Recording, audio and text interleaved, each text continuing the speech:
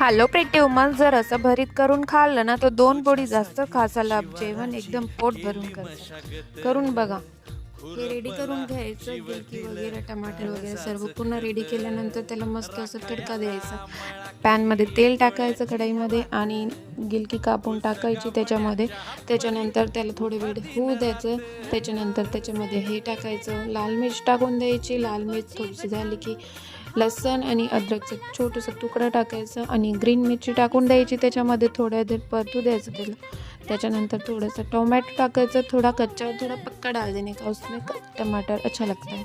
कोथिंबीर डाल देने का, नमक डाल देने का, हल्दी मिर्च छोड़ देने का, थोड़ी देर होने देने का उसको।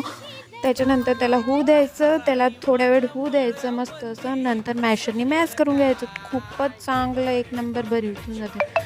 थोडंसं मटर टाकून थोड्या वेळेस आणखी होऊ द्यायचं. झाल्यानंतर बघून घ्या, एकदम मस्त असं तेल सुटते ना त्याला चमचमीत, एकदम एकच नंबर, एक नंबर झाला होता भरीत. करून बघा आणि कमेंट्स करा आणि लाईक आणि फॉलो जरूर करना, सबस्क्राईब प्लीज.